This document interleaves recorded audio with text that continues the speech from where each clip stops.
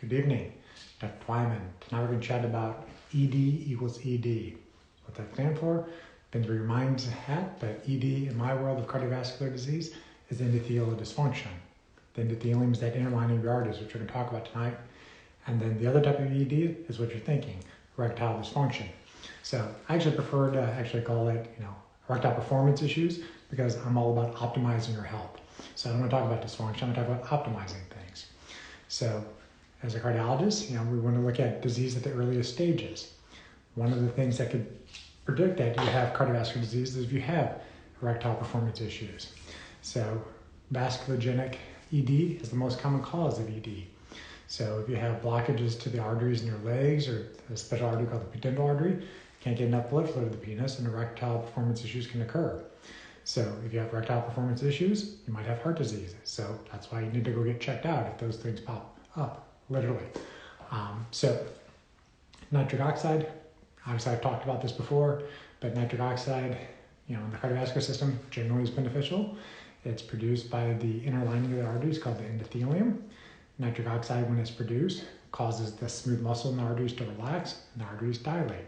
That improves blood flow to that territory. Nitric oxide also acts like non-stick surface.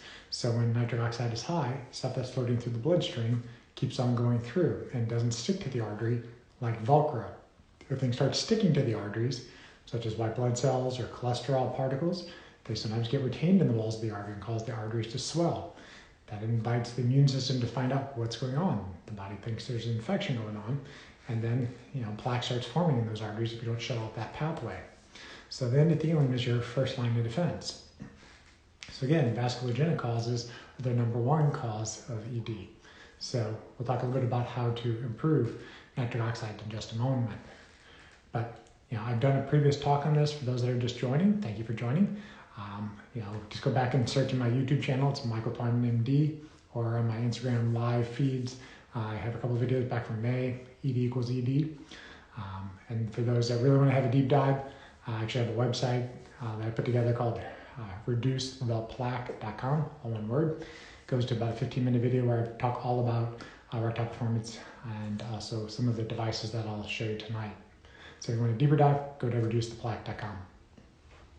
But for those that aren't having a vasculogenic cause, typically starts in the head. So if you have anxiety, depression, PTSD, emotional distress, well, basically you're not going to be sending the wiring message downstream to dilate blood vessels. So you might have to work with a counselor.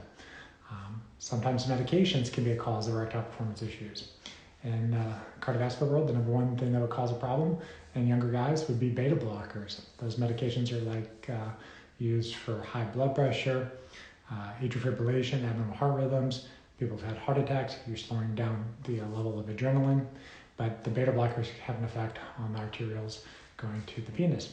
So if you're on a beta blocker and having erectile performance issues, talk to your doctor to see if they can change you to something different. Maybe a calcium channel blocker, maybe a long-acting nitrate. Depends why you're on the beta blocker, determine what medication you might be able to switch to.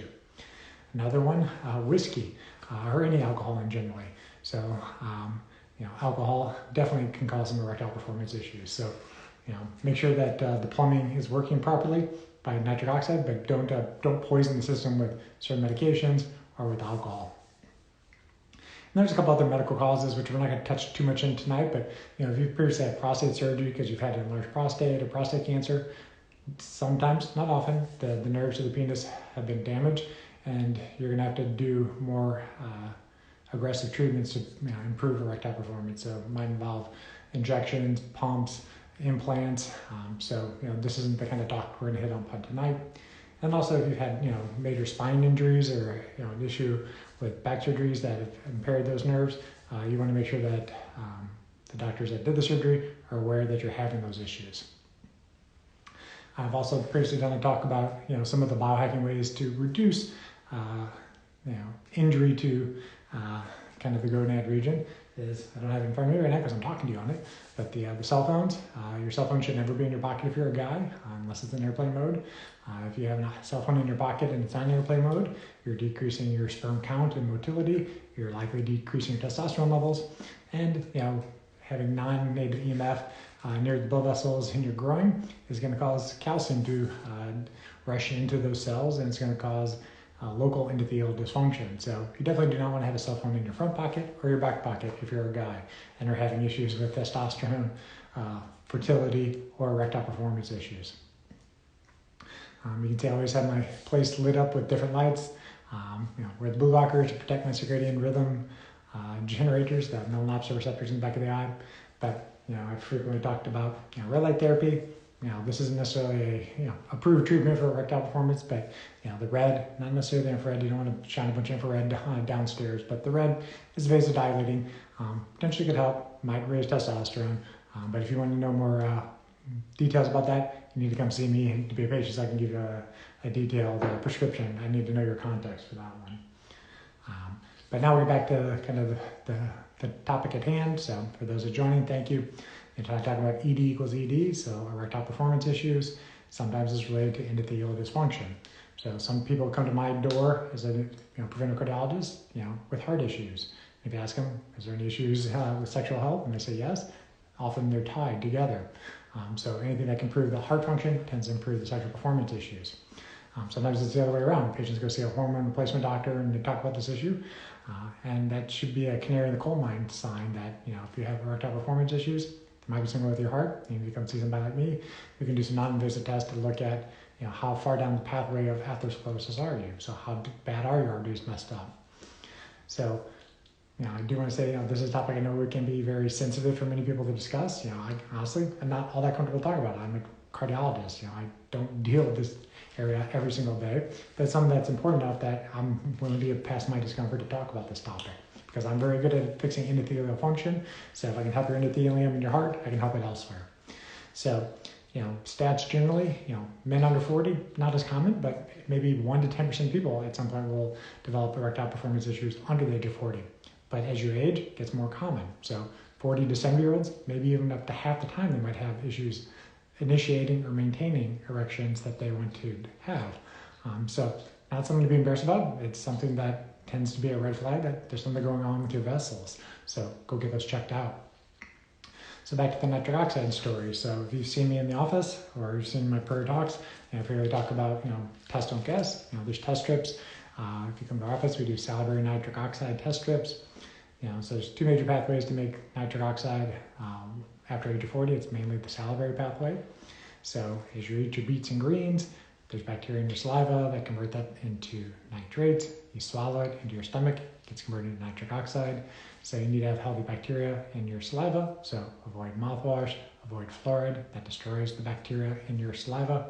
And then if you're on an acid blocking medicine, like one of the proton pump inhibitors, talk to your doctor to see do you truly need to be on that long term.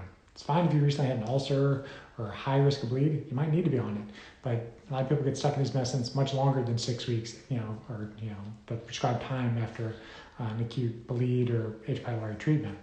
These medicines long term, they block the acid in your stomach. You don't digest your proteins as effectively. If you don't digest proteins effectively, you don't make enzymes as effectively. If you don't have enzymes, you can't make the conversion over to nitric oxide. So, erectile performance issues could be because you're on acid blocking medicine. It could be because you're using a lot of fluorinated water. It could be because you're using mouthwash. Go looking for the root cause. It doesn't mean automatically go to the blue pill. The blue pill we'll talk about in a second. They're effective, but try to fix the cause initially. So the salivary nitric oxide strips, put a dab of saliva on it. It'll tell you how much nitric oxide your body's able to produce at that time. It should be very dark red. If it's not, keep looking for the root cause. If you see me in the office, there's labs you can do. Do you have high uric acid, high homocysteine, high oxidized LDL, high ADMA, high urine microalbumin creatinine? So you have endothelial dysfunction to prove otherwise. So we got to figure out what's causing those things. So salivary nitric oxide strips, almost everybody can do at home. The other thing you can look at is your blood pressure. If you have normal blood pressure, less likely to have endothelial dysfunction. But if you have high blood pressure, what do I consider high?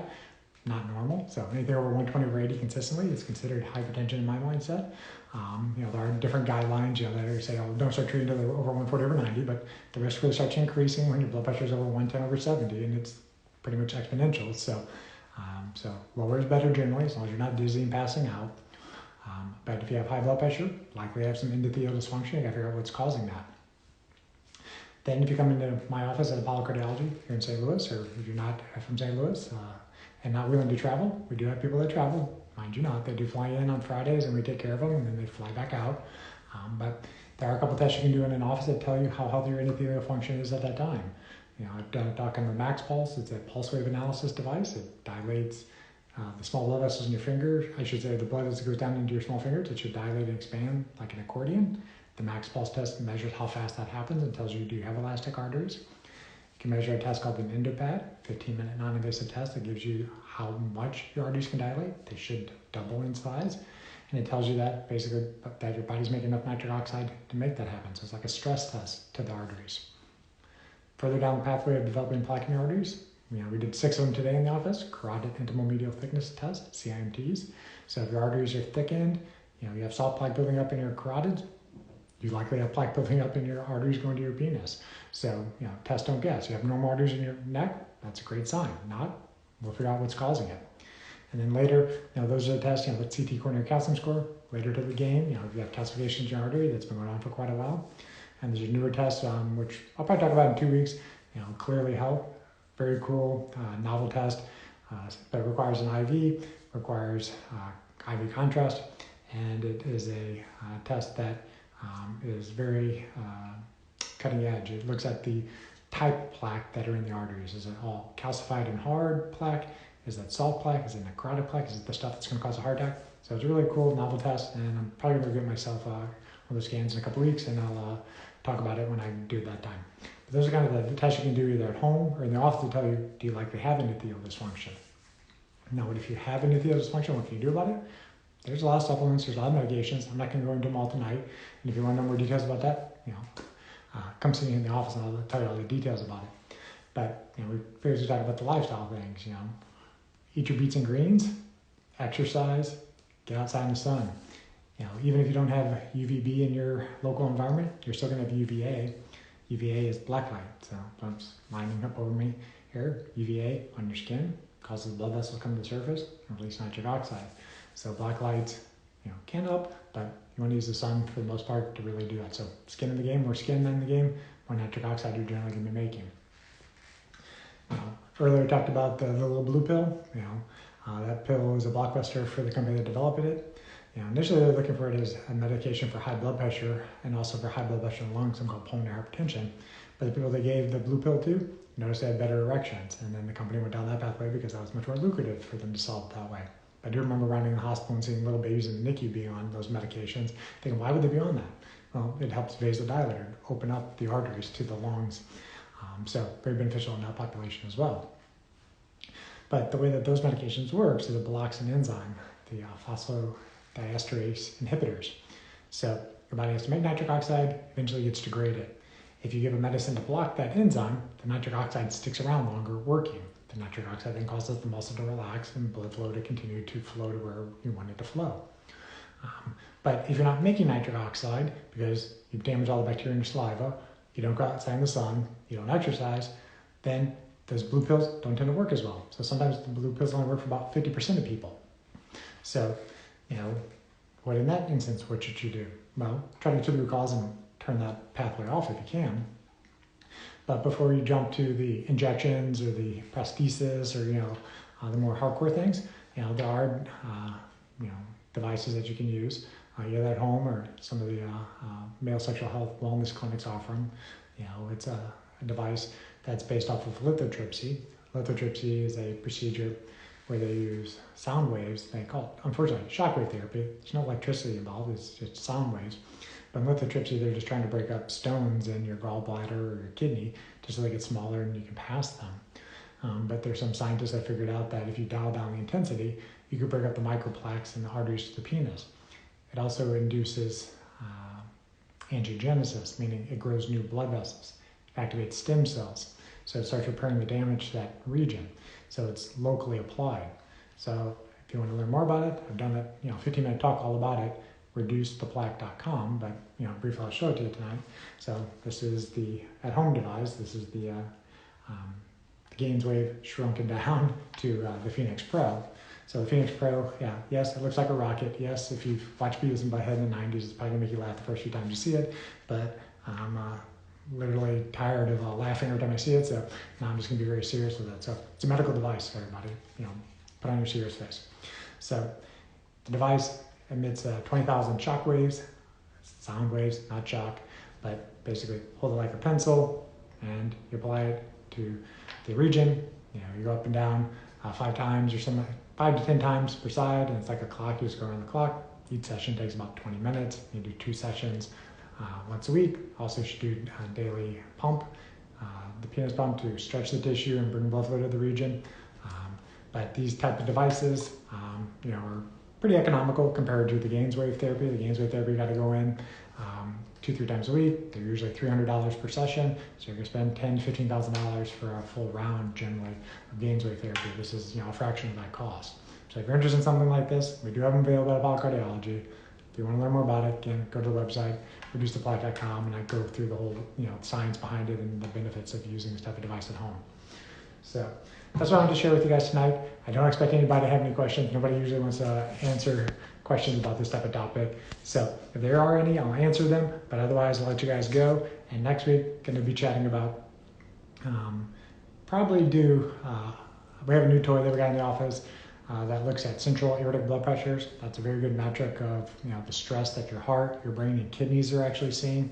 It's a more sensitive metric than your brachial blood pressure, the blood pressure in your bicep. So we got a fancy new toy in the office called the Accor. So if you see me in the office at St. Louis's Cardiology, you're going to get it done in my office, and I'll give you the results at that point.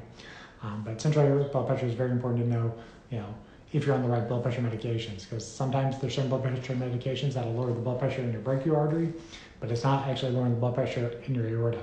And if you see me in the office, for the past 7 years, I've been prescribing the right medicines that fix the central aortic blood pressure. I'm not prescribing stuff that's just in your brachial. But if you don't work with me, you want to double check what is that central pressure, because that's really what your brain, your kidneys, and your heart actually see. And then probably in the future, I'll give you a sneak peek of it tonight. I'm not going to name drop it just yet, but you guys know I like to play around with all the Photobomb modulation devices.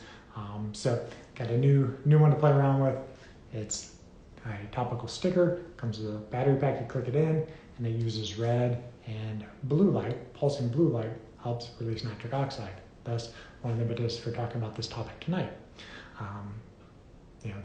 Before people even ask me, no, it's not supposed to be applied down there. But if you put it on your radial artery here, my hand does feel like it's tingling because it's dilating the blood vessels over my radial artery, and it's causing nitric oxide to be released throughout my entire system. So this potentially could be an at-home treatment for erectile dysfunction. The company doesn't say so.